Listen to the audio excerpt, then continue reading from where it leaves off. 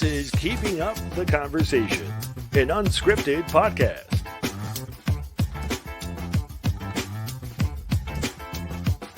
And now, here's your hosts, Tori and Big Ken.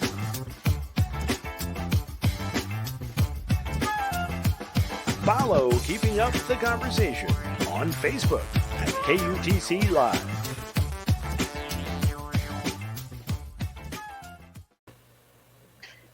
What's up? Welcome to another episode of Keeping Up the Conversation. I am your host, Miss Tori, and that guy over there on the other side of the screen looking at you, that's my super duper co-host, Big Ken. What's up? All right.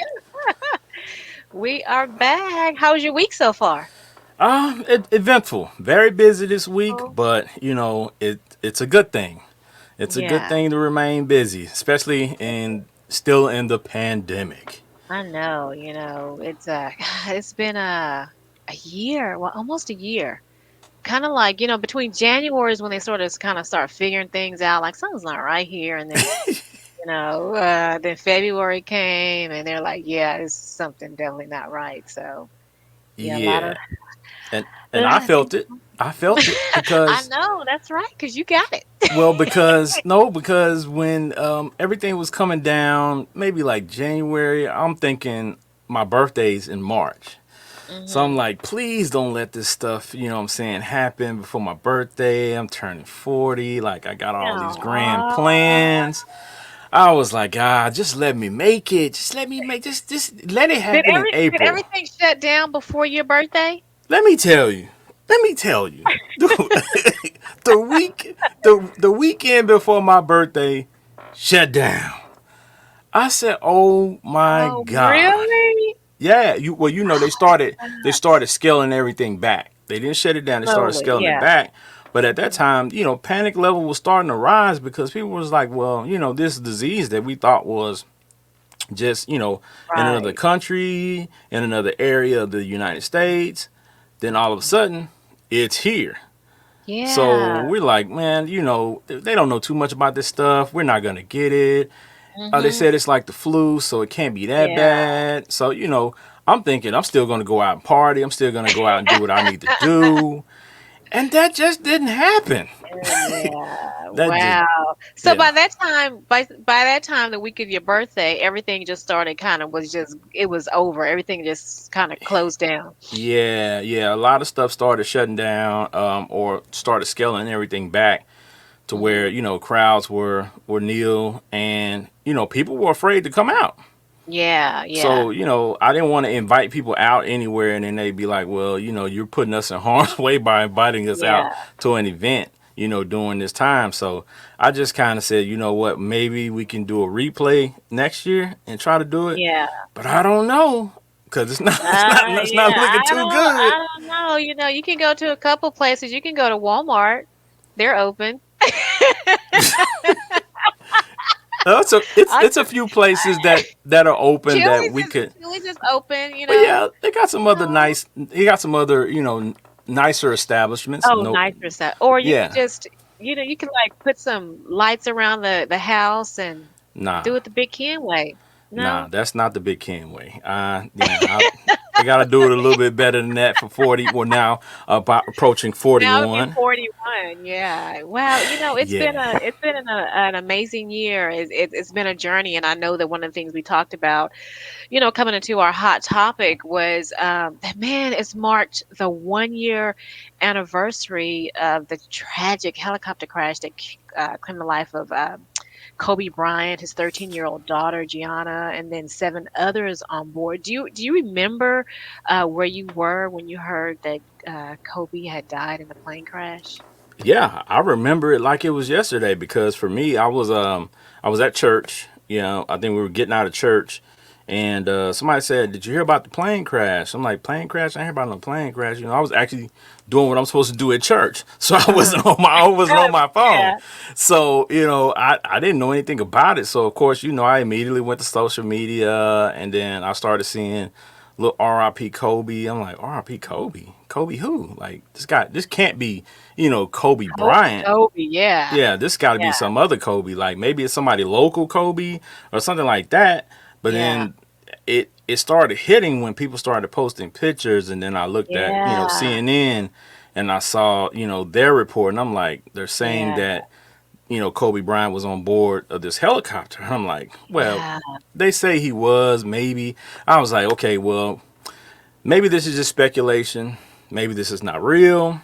Mhm. Because for me, Kobe was one of those guys for us growing up, over this past, because when he came out of high school, I was in high school, so he was one of those guys that we looked at and was like, okay, this guy's gonna be great, and he was. And for our Oh wait, you generations, know what? I didn't mean to interrupt you, Big go Ken, ahead. but you know what? I we gotta put up our hot topics. You know that's my favorite graphic of the girl with her. Yeah, there she goes, hot topic. So I'm sorry, I didn't mean to interrupt you. Yeah, I didn't. Definitely didn't. No, you I just good.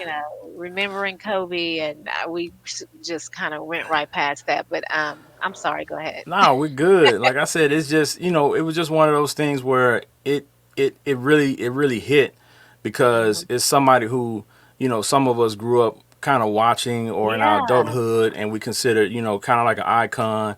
A lot of kids looked up to, and when you have celebrities like that, especially athletes, you kind of look at them as kind of impenetrable. Like nothing yeah. can stop them. Like Sometimes, you yeah, don't. people look at it, they're not human. Yeah, They just, you know, and just especially Kobe, with the yeah, feats that he was able to perform on the court, the things that he had started doing off the court, the way he was yeah. affecting lives.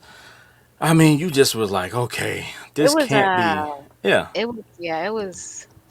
it was crazy. Yeah, and I remember when I found out. I remember I was sitting on my bed next to my husband, and we were just kind of chatting, and my son came in the room.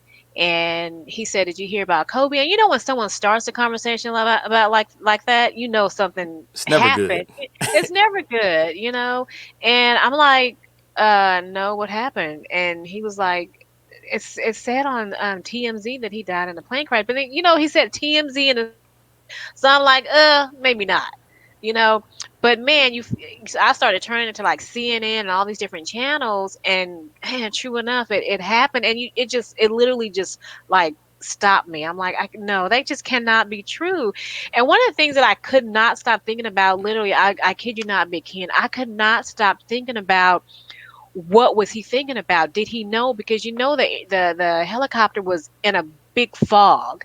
Did they see the mountain before? And I could not stop thinking about that for the Yeah. longest time. And it definitely was a tragedy, but he also was celebrated. And he did a lot of he did Kobe Bryant, the Muse. He did commercials, which I think, by the way, don't you have a commercial? Yeah, I got a commercial. It's Yeah, let's people. check it out. Well, I think it's actually a segment from Jalen Rose's show, and it cracks me up every time I see this video. Literally, people, I laugh every time. It does not change. So I had to, be able to present it to you all. So check out this quick clip. Jalen. Oh no. Hey Cole, how you doing? How retirement treating you? It's great, man. It's great. Just, a little writing, a little investing. Nice. So I don't know if you saw the thing on Twitter about your statue. I don't pay attention to that stuff. Yeah, I figured that. Me either. A drink, Mr. Bryant? Yeah, I'll have a vodka martini. How many olives would you like? 81.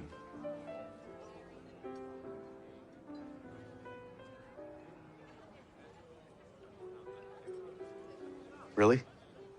Nah, man, I'm just playing. Just two. Joke for him. He gets it.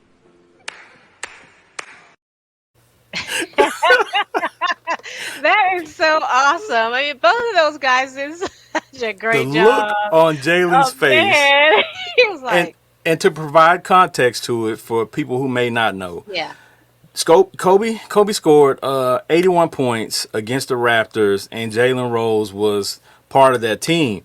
Now, the story goes, Jalen says out of the 81, Kobe only hit maybe 20 something on him, but it's still the running joke all the time. And I think Jalen is a good sport for actually embracing it and, yeah, rolling with the story. So that's one of those moments that I embrace and I hold on to as a memory of Kobe. Because in that skit, like, he did a great job of acting, and that just shows you yeah, how great this guy was, where he wasn't playing basketball, he wasn't doing something that we knew him for. he was acting, and he was still Yeah, great at it. So that just shows you exactly. his attention to detail. So, Hmm. with that being said, also the other piece of it for me was being a father of a daughter, and knowing that his daughter also, was in the plane Yeah, crash. In the helicopter crash. It was a little different for me because not only did we lose Kobe and then we lose the other individuals, but he lost, his family lost a baby girl. yeah, So, just looking at the video of her and her playing basketball and their relationship and her tenacity on the court and how much she was a mirror image of her dad. yeah. So a lot of times as dads, we look at our sons and say, okay, well, son, you're going to be like this. But he actually had a daughter that Daughter, was that like was his mirror image. amazing. Yeah, So it was that amazing to was see that relationship between those two. And, it's kind of like one of those deals. I heard somebody say that, I think one wouldn't have been able to make it without the other. So God saw fit to take them both at the same time. yeah, So that's how some people look at it. So, but at the end of the day, Kobe Bryant, great. We just, wanted to share what our thoughts were. And like I said, for me, it was a big thing. So I just wanted to yeah, present something, in, yeah, in memory of yesterday, the 1 year anniversary. yeah. And I So think that, before we kind of move on, that definitely is a tragedy, and, including everyone that was, you know, uh, in the helicopter. But I think that, what's kind of, it's almost like a tragedy is that, the people that were with Kobe and his daughter on the plane, they were sort of, for lack of a better word, they were sort of unknowns. And so, um, people don't really, talk about them that much. And, that alone is a tragedy in itself, especially when um, you, a family member dies and the person that's with them, that when this tragedy happened, was Kobe Bryant. And they sort of get kind of put to the side, and of course they celebrated life of their family members in their own way. But, in this, as we remember this 1 year anniversary of the plane crash, we also want to remember those that were the helicopter crash. We want to remember those that were with Kobe as well. So yeah, exactly.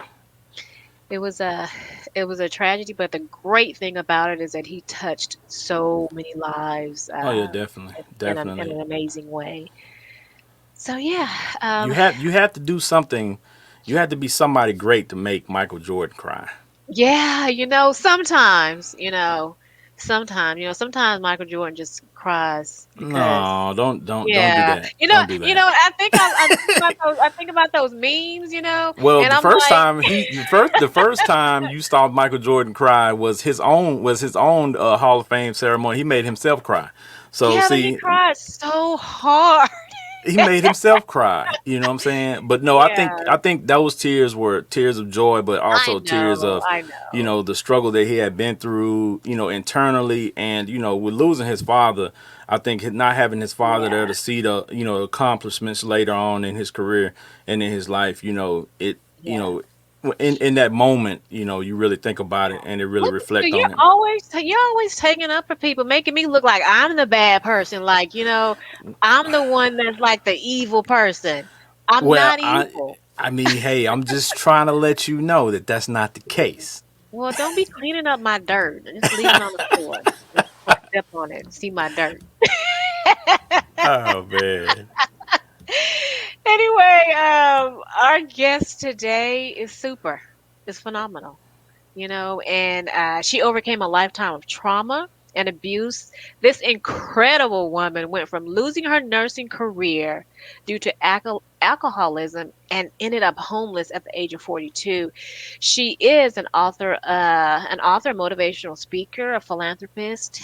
Uh, she also drives this 400-ton Caterpillar truck, which I am so jealous of because I want to drive that truck, but I wouldn't even get close to it.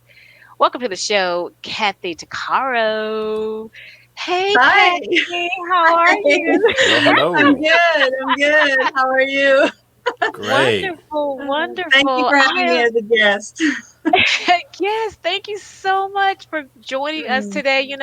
It's so crazy because um we've had so many people on our show that because of it, because of their own personal tragedies, Mm. uh, they've been able to motivate and encourage other people. And so, I was telling Big Ken that it's always important for me to have someone on the show. I don't want anyone on the show that's just tragic feel, and then they don't Yeah. help other, they don't yeah, they don't help other people. And so when I heard about your story, I was like, oh my God, I gotta get her on the show. So, Yeah. And when she was telling me about what you drove, for me, when she started describing them, for me, growing up as a kid in the 80s, we had these Tonka trucks and we used to yeah. push the trucks around. And I'm like, wait a minute, wait a minute, wait a minute. You telling me this little lady drives one of these huge Yeah. vehicles? And she was like Oh, multiple of the huge vehicles. I was like, okay, this is going to be amazing. I it's my know. baby. Oh my, hey, so that our viewers can see what we're talking about, do we have a picture of her by that truck? Yeah, That that I we orange have have. a truck? we have a couple You, of pictures. do you? Can we show Okay. it Yeah, real we have a quick? couple of Let's show pictures. it Yeah. real quick. Look at There the, you oh go. my God. Look My at that baby. big old, oh my God. Yeah. Oh That's my man, water that, truck.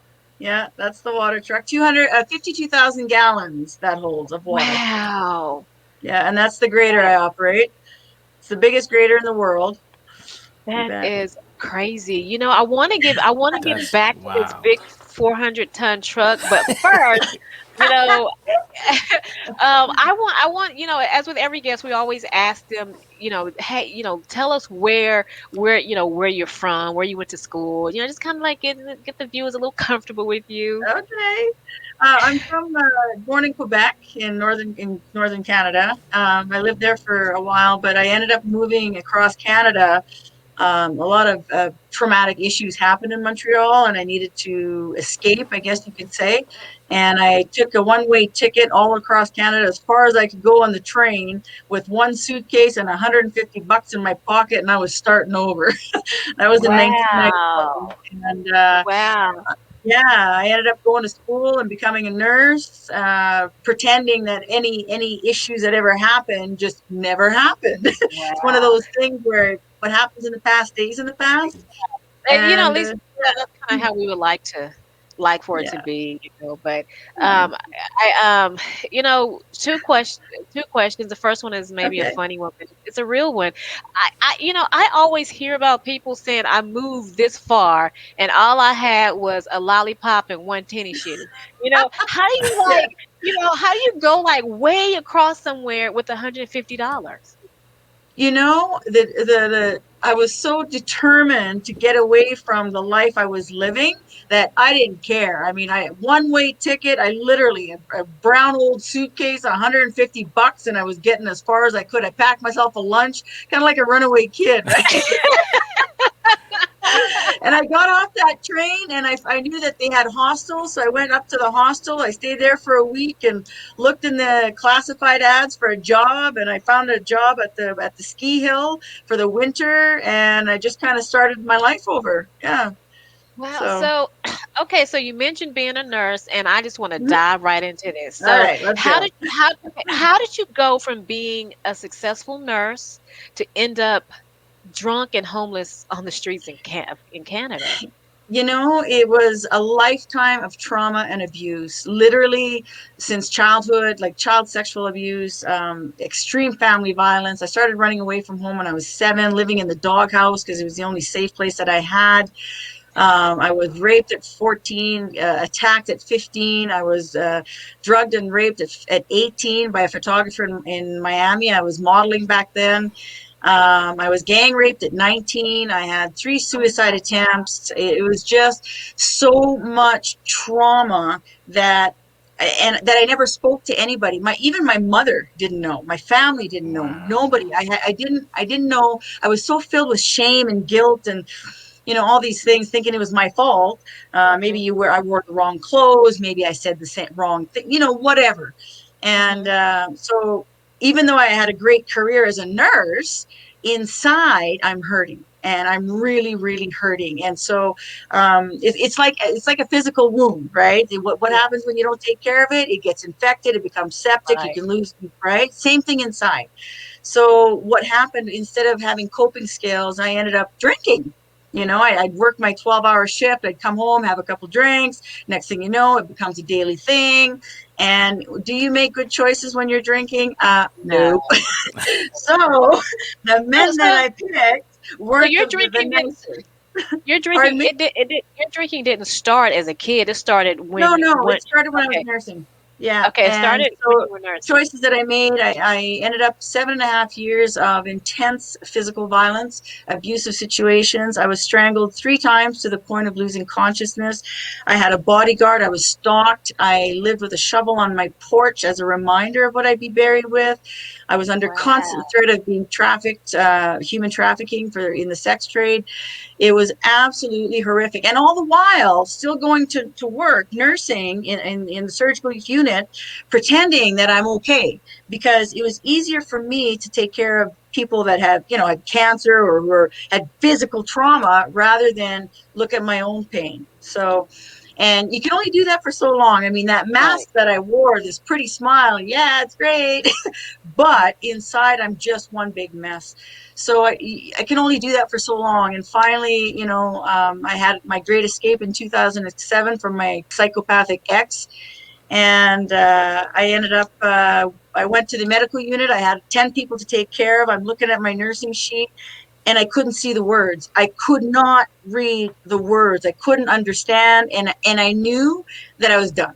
I was absolutely done. There's no more pretending that Kathy's okay. There's no more, I'm tough. I'm a survivor. I got this. So what happened was I went from the medical unit down to the psychiatric unit where it's locked, and I'm in my nursing scrubs, and I'm pounding on the door. I'm like, let me in. They're calling security. Get her out. I'm like, man. Oh my God. Anyway, so long story short, I ended up losing my career due to alcohol, and my 16-year-old daughter wouldn't talk to me. I lost everything I owned. I'm 42. I'm on the streets, drunk, depressed beyond tears. And on the 7th day of being homeless, a man named Toothless Joe slaps me on the back and goes, "This is the life. Live it, not it." Some big party going on. And here I am. When he slapped me on the back, I call it a God smack, because it's as if that cloud of depression, it just shattered. And I understood. I saw things clear for 1 minute. And I look at him and I said, "What did you just say?" I said, "Buddy, this is not my life. I don't care what you think is okay, but this sucks." I said, "This is not my life." I even stomped my foot. I turned around, and although I literally only had the clothes on my back, I turned around, went to the hospital. I detoxed for 2 weeks, and then I entered a women's program where you live there for a year, and you learn to unlearn everything that trauma had taught me since I was a kid, that I was no good, I'm useless, I'm a waste of skin, I pollute the air, into learning who Kathy really was. I mean, change takes time. It took a while for me to understand that. But once I did, I realized that I couldn't go back to nursing. How do you change careers at 42? Right. It's not easy, right? Because all I know was nursing. I mean, I didn't know what I liked, didn't know what I didn't like. So I ended up going to a career planning workshop to figure out what I wanted to be when I grew up. So, but before you talk about your career, one thing I wanted to ask you was, so a lot of times when we go through, the trauma, like you said, one of the things is that you don't want anybody to know, one, because of embarrassment. But when you were going through this, I know you were sort of kind of like drinking away the past. Did you have friends that were in your life that were a positive influence at all? I had a few, but the thing is, with my spouse at the time, who was very abusive, he isolated me, right? And so, yeah, I would have literally, I'm not kidding, I had a bodyguard who would follow me to work. He would watch me on my breaks. If I would talk to someone, then that would get reported back to him. And so it was very, Wow. I was living a very dangerous situation, and I didn't know how to get out of it, and I didn't know how to help myself. And so my only solution was to drink and try and make a plan and try, like, I managed to escape a few times, but he did find me every single time. Like, I would come home and there'd be writings on the wall, like, I'm coming after you, I'm going to kill you, and like all these things.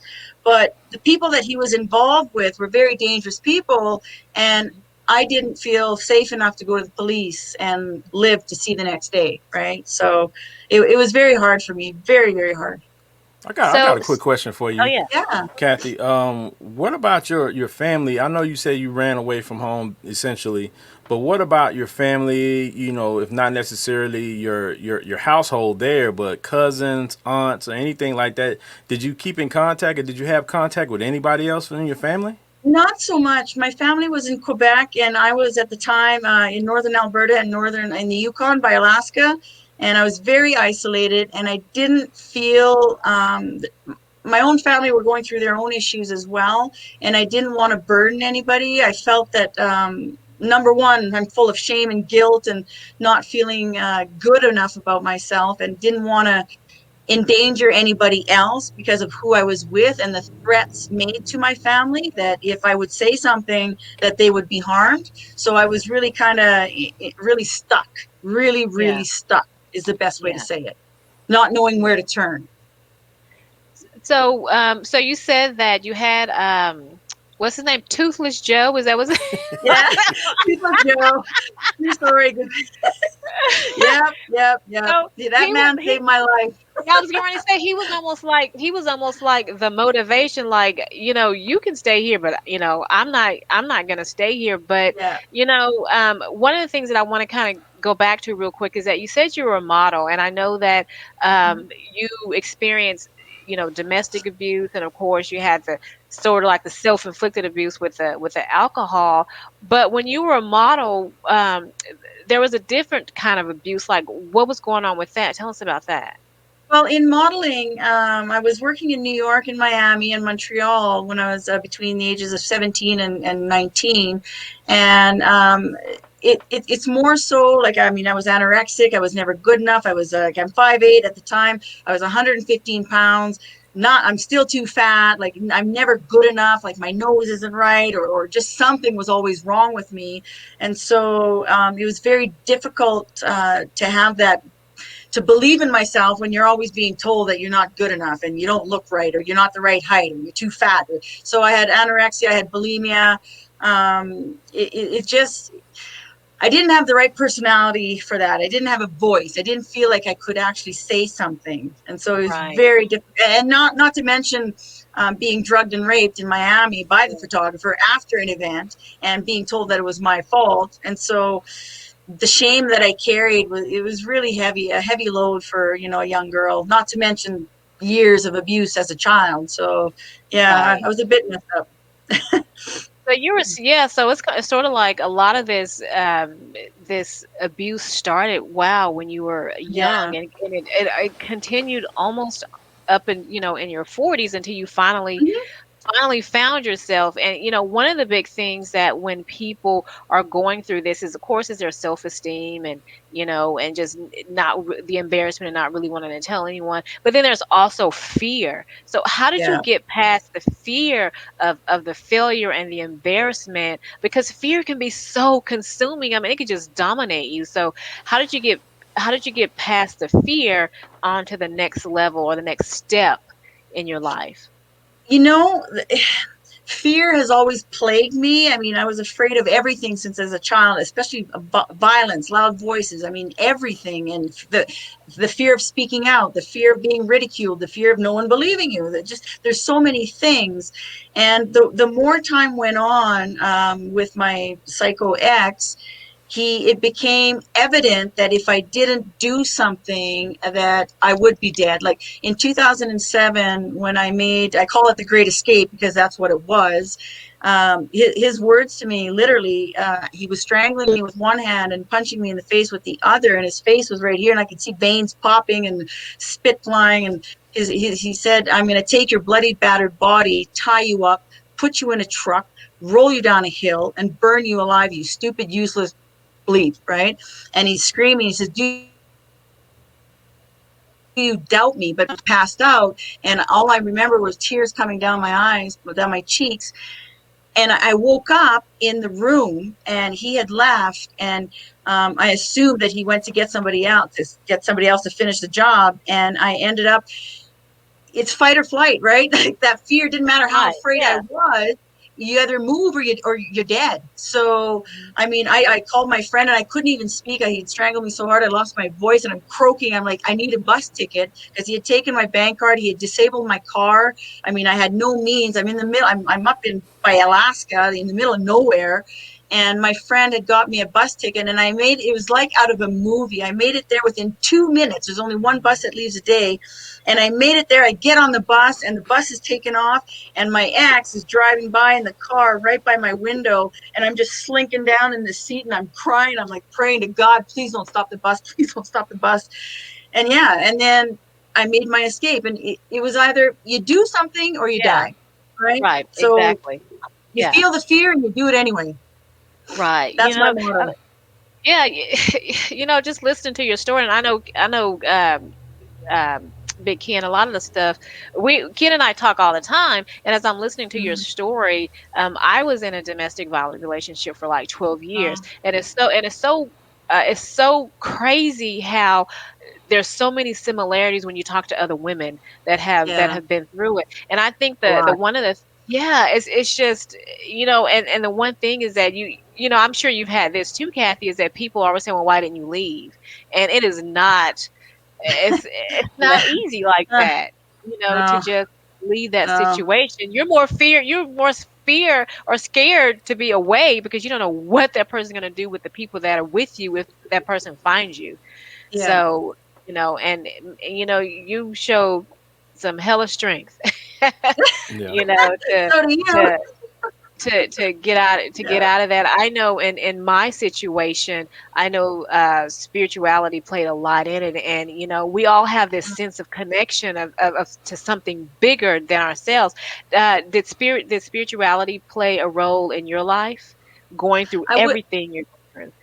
I wouldn't be alive today if I did not have my spirituality. My spirituality was my foundation. It was my strength. It was my hope. Without faith that something better was coming, I wouldn't be here. And honest to God, I was very lucky because I had a lot of dreams all along, a lot of visions, a lot of gifts and insights, intuition that showed me the next step that I needed to take. So it was as if I was guided to where I needed to be. I only talk a little bit about that in my book because I dedicate a chapter to demons and dreams, where some of my dreams are very spiritual, very powerful. But I really believe if I didn't have that as my guiding factor, I'm not sure if I'd be here today, honestly. Before we talk about your book, I kind of want to know. So once you left and you were homeless for a little while, and you met Toothless Joe, and he gave you that spirit, yeah. I look at that as kind of like an angel. You see those movies where this angel appears and has this moment, and then this person is gone, and then you're like, who was that guy? But I looked for him for a few years, and I've never seen him again. See? Yeah. I would drive up and down alleyways. I started a water program called Operation Hydration, where on the hottest days of the year, I fill up my Jeep with coolers of cold water, and I drive around giving water to the homeless. And I have looked and looked for that man, and never again. And never found him. So what happened? An angelic experience. Yeah. So what happened? So then you left there. You put your big girl panties on, and then what was next? Because something led you to the awesome, to basically almost restart life? What happened so that you are now this woman that drives this big 400, this big 400 times. this 400-ton truck, and you have a book which we'll talk about, and you're a Well, philanthropist and all those good things. It's such a there's so much to my story. After Toothless Joe, I mean, I made that decision that this was not going to be my life. My story was not going to end looking at that guy. That was it. That was the bottom line. When people say they found the rock bottom, I hit the root cellar of rock bottom. Okay, and I'm like, I ain't staying there. Like, there's no way. Wow. But it took from 2 years, from Toothless Joe to the picture on the cover of my book, that was exactly 2 years. There was a lot of steps involved. I mean, it's not like change happens overnight. I mean, I had to do the women's program. I had to take a 12-week sexual assault recovery course. I mean, I had a lot of trauma. There's so many layers that I had repressed that I had to look at and deal with. I had a lot of guilt and shame. I had to forgive. I actually had to take an anger management course because the lady in recovery, I'm like, I'm not an angry person. I'm like the nicest lady you'll ever meet.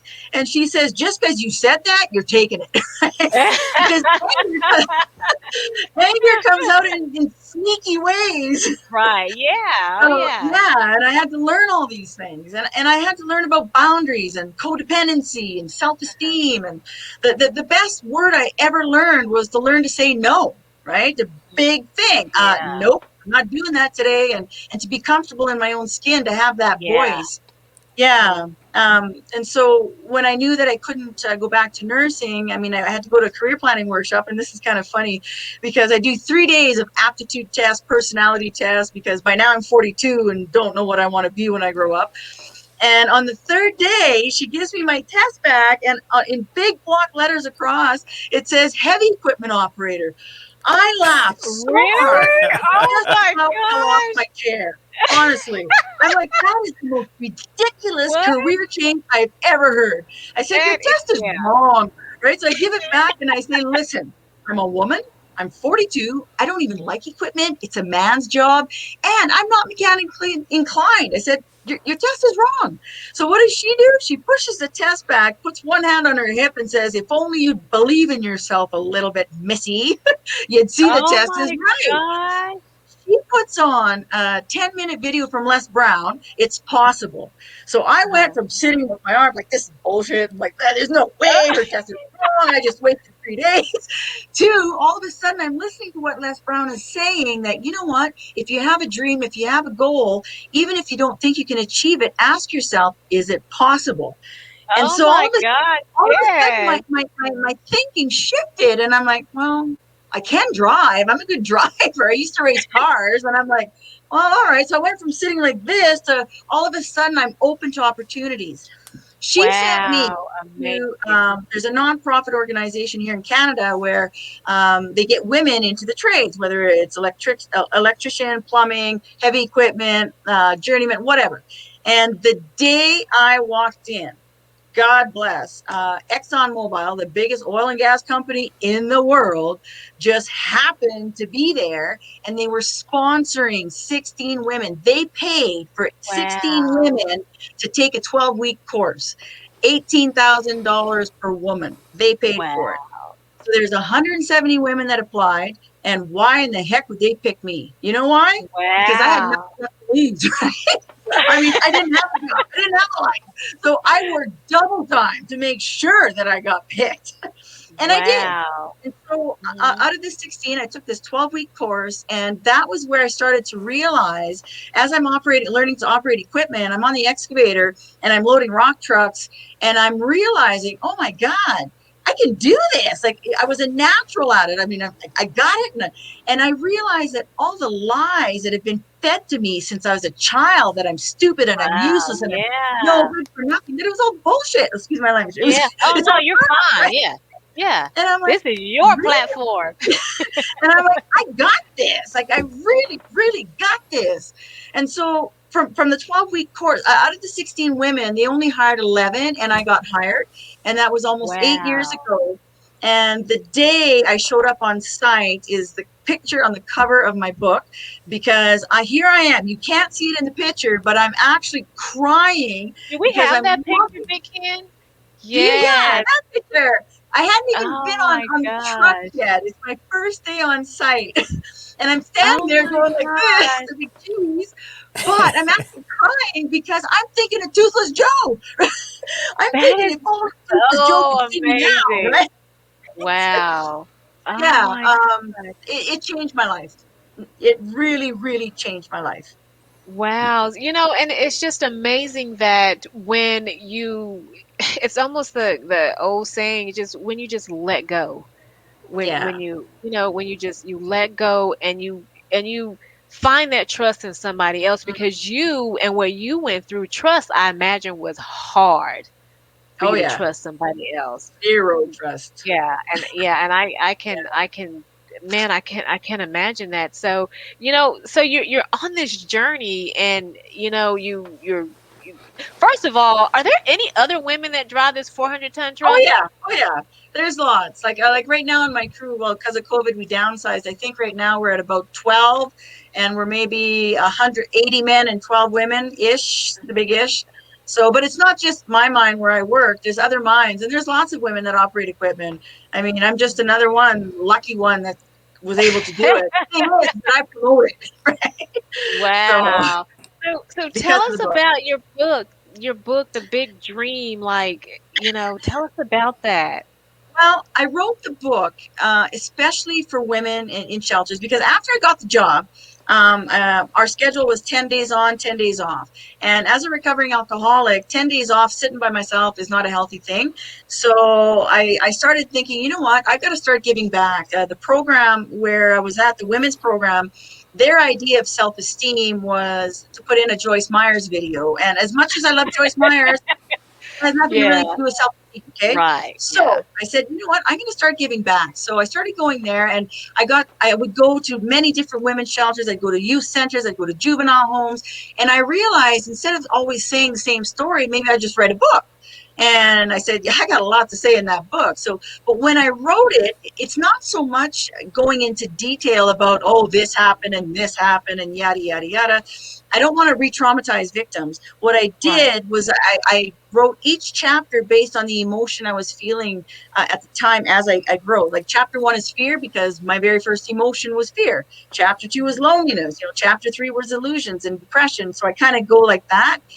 And at the end of every chapter, I leave 4 or 5 questions for the reader to actually do some self-reflection and look at themselves and say, what am I afraid of? Or what if Right. I take that one word fear out of the equation? What could I accomplish? There's so much that I could do. So I'm trying to inspire the reader at the same time of sharing my bits and pieces of my story, and I give suggestions, solutions. There's resources, things for them to actually look at, and maybe one sentence in that book might inspire them to actually change something in their own life, right? And that's why I wrote the Yeah. book. Yeah, but the thing Yeah, is, I like that. I like I, yeah, I like that yeah, because you not only are you reflecting on, your life at that moment, but you are also allowing someone like me or someone like Big Ken to ask ourselves those questions, and I love to mhm, read books where I'm just not reading about Kathy and what Kathy yeah, did. I want to be helped, and that's definitely how I haven't read your book, but I've read a lot about you, mhm, and I love the fact that you do give back. I love the fact that you ask people in your book to reflect, yeah. and a lot of times when you reflect, which is what you also had to do when you were in the women's program, Mhm, you I know, did.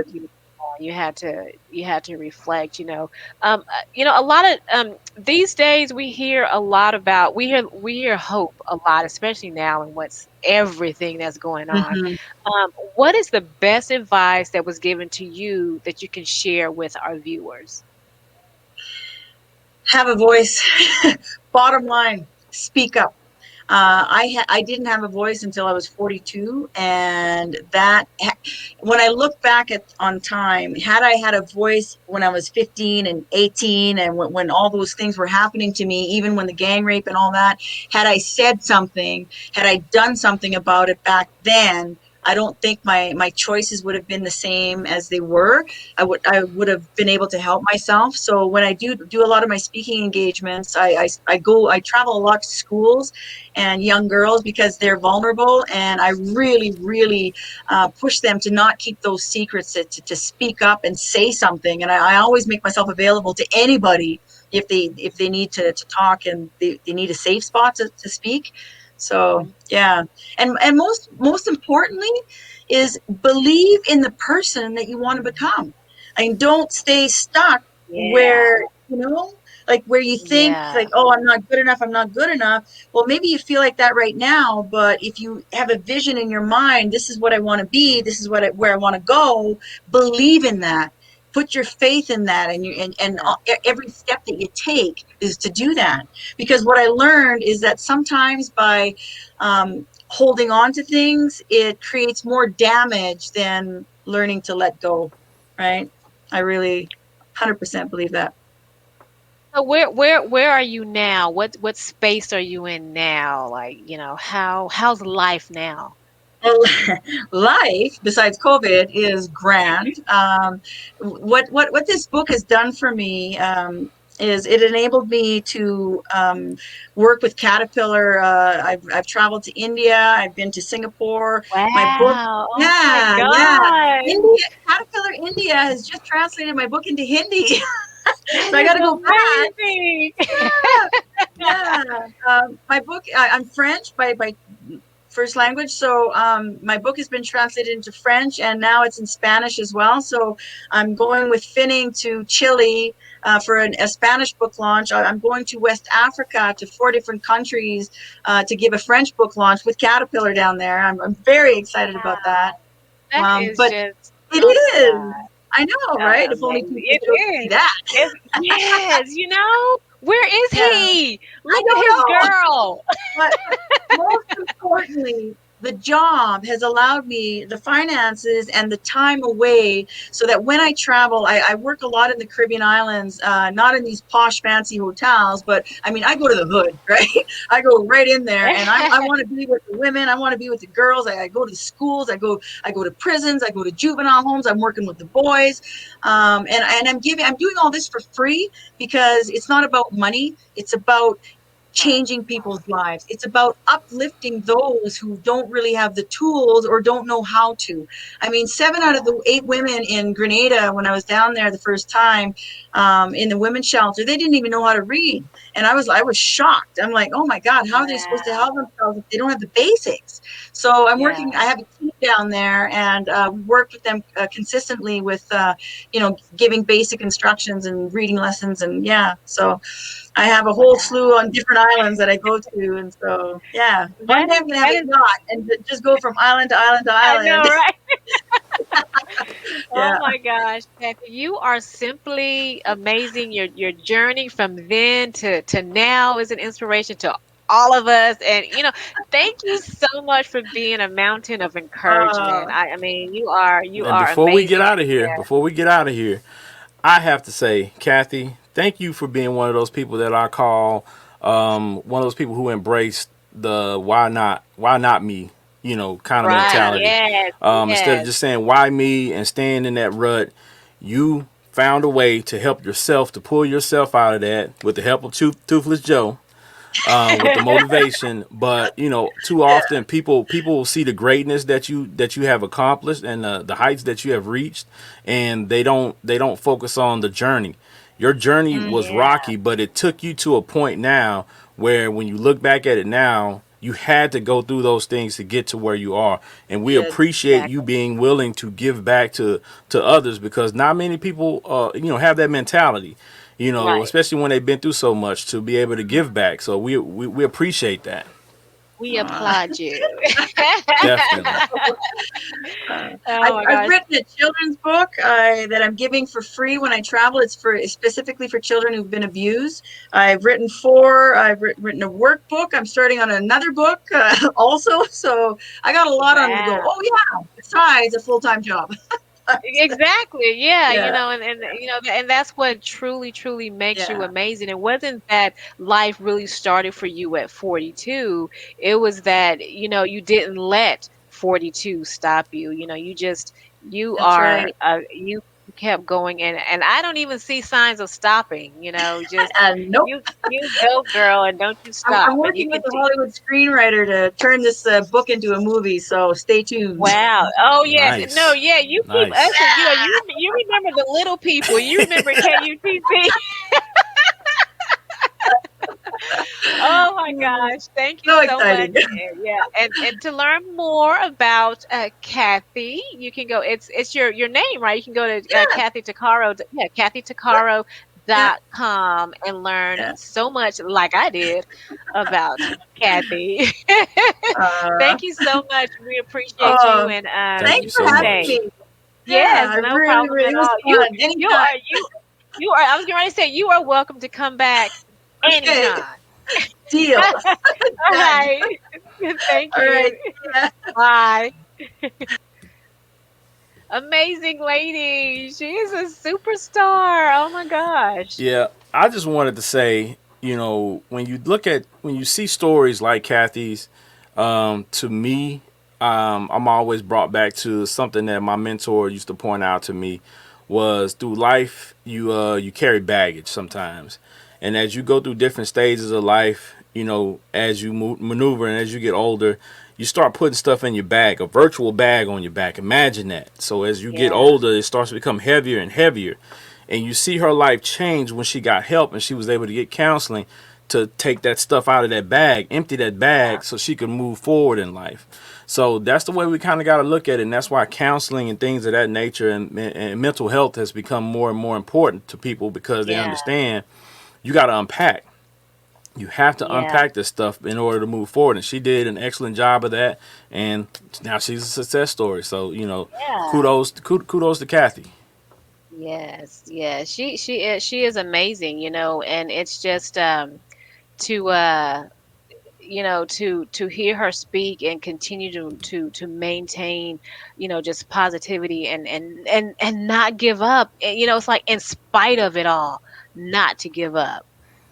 Just it's simply amazing. So I cannot wait for her to come back on the show. I definitely want to hear about her children's book and her travels.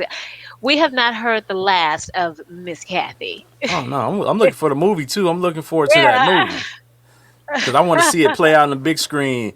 Yeah. And Kathy, if you're listening out there, if you need somebody to play Toothless Joe, they don't know what he looks like. I could put some makeup on or something. Maybe I might be able to do the Toothless Joe thing. Yeah, I can be like the count. I can be the counselor. I can be the counselor. Yeah, I guess, Yeah, yeah. You could have Miss Tori too. yeah, I can be the counselor. I can be the one where the counselor put her hands on her hips. That's me. That's me. So yeah. Don't look at me like that. I could be that. I can be her. Then she can Uh, thank me in her movie. There was a counselor named Tori. I have to thank her. So yeah. okay, Anyway. okay. Okay. So anyway, moving right along. So, are you ready? Are you ready for Valentine's Day? Oh man, It's no. February. We're going to be celebrating love and romance on KUTC next month, and it's going to be very, very, very, very interesting because our first guest, our first love guest, is going to be Brandy Miles. Remember we were talking about vagina steaming and just healing ourselves with energy. Healing yourselves. Oh my God. But remember, okay, so I used to always talk to you off air about this thing, vagina steaming, and it's a thing It's a now. thing now. Yeah. It Yeah, it definitely is a thing now. And our first guest for the love and romance month of February is going to be Brandy Miles, and she's going to talk to us about the myths about vagina steaming, and how to take care of our Ken. Yes, you'll have to listen, but she's going to tell us how to take care of our lady parts. I mean, I'm interested, to understand how all this works. I'm trying to learn, Yeah, yeah, things out there. exactly. This seems like it's becoming a bigger thing. It's becoming a regular thing for some It is. people. So hey, I'm interested to listen to something new. Yeah, I'm interested too. So, make sure you get your list of questions, Big Ken, you want to ask, and let's Oh, I already got them. Okay. I knew it. Yeah, I already got them. That's why I have such a great co-host. That's why he's super duper big kid. Yeah. So we're going to be celebrating Valentine's for the month of February, and of course we know that it's also Black History Month. We'll celebrate that as well, but our focus is going to be on love and romance. So yeah, tune in next week when we'll have Brandy Mills. Brandy Miles. Yeah, I'm sorry, Brandy Miles. Did I say Miles? Did I say Miles the last time? Brandy Miles. Miles. Okay, Brandy it's not Miles. Mills. It's Miles. Brandy Miles. And you know what? Guess what, Ken? Guess Uh-huh. what? She is in Dallas, Texas. So if you and your wife learn something from the show, you guys need to I make don't a trip. want to do with that. I'm just saying. I'm gonna get some cards from Brandy, and hand them out. You know what I'm saying? You get the spirit, yeah. Get Yeah, some, for a small hey, fee. Brandy, if you're listening, if you see this Yeah. video, for a small fee. we're gonna need a percentage. We're gonna need a referral fee. Oh my gosh, great show. I just love doing this with you. You're so amazing. Hey, I'm trying. It makes it easy when you got a great host. You know what I'm saying? She lets me do what I need to do. So remember, you guys can catch KUTC Live right here on Facebook every Wednesday at 7 o'clock. And if you missed the show, you can visit blacklightentertainment.com, or you can just, go look at some past episodes on KUTC Live on Facebook. So every week, we like to end the show with a positive quote. And this week's quote is, "You will never change your life until you change something you do daily. The secret of your success is found in your daily routine." I mean, guys, come on. It's like I post this on social media all the time. We all have the same 24 hours. It just depends on what we do with those 24 hours. If you're going to sleep all day, then you know what? This quote right here is for you. Facts. You will never change your life until you Facts. change something you do daily. Facts. So, until next time, Make sure you keep up the conversation. peace. Peace.